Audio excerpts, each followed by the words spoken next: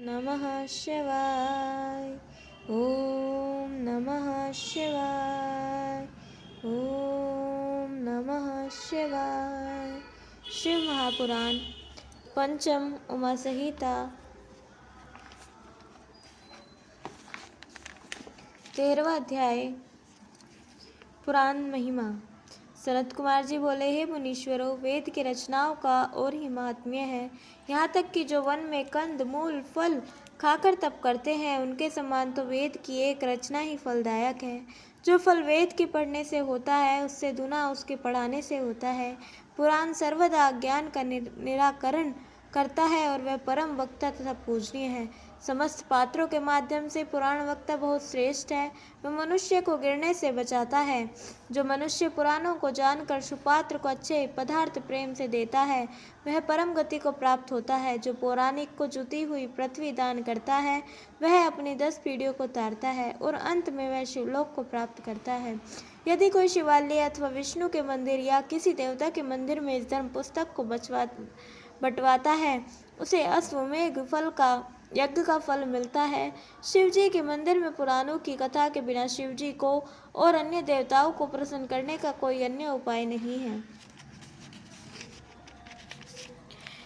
शिव पुराण के सुनने से तो मनुष्य सर्वदा ही पवित्र होकर शिवलोक को प्राप्त होता है।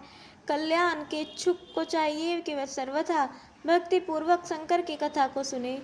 विशेषकर कली में शिव पुराण के सुनने से बड़ा और कोई धर्म नहीं है। धर्म, अर्थ, काम और मोक्ष, इन चारों प्रकार की प्राप्ति के लिए पुराणों को सुनना चाहिए। 26 पुराणों में से यदि कोई भक्ति पूर्वक एक भी पुराण को सुनना या पढ़ता है, तो उसे अवश्य ही मुक्ति प्राप्त होती है।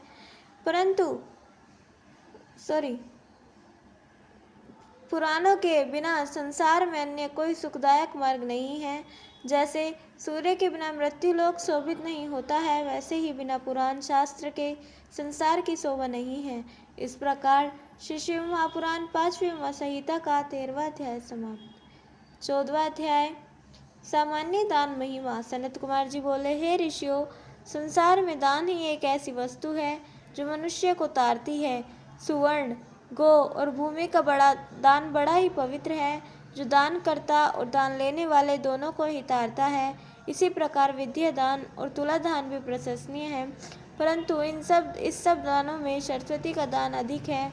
दुधारी गो, छत्र, वस्त्र, जूता, अन्न और पान आदि सब दान मांगने वाले को देना चाहिए।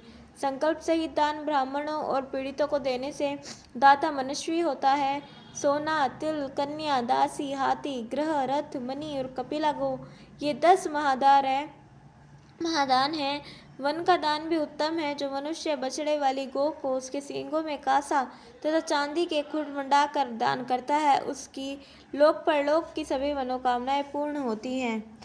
उसी प्रकार तुला दान सब दानों में उत्तम है। शिवजी तुला पुरुष हैं। वे तुला दान करने वाले को सब पापों और दुखों से मुक्त कर देते हैं। तुला पर दिया हुआ धन ब्राह्मणों को ही देना चाहिए और वह एक को नहीं अनेकों को दे। जो इस प्रकार तुला दान करता है, वह सब पापों को नष्ट कर स्वर्ग में वास करता है। इस प्रकार श्री शिव महापुराण 5वीं उमा संहिता का 14वां अध्याय समाप्त। बोलिए उमापति महादेव की जय। कल हम सुनेंगे 15वां अध्याय पाताल लोक वर्णन और 16वां अध्याय नरकोद्धार वर्णन। तब तक के लिए जुड़े रहें। हर हर महादेव।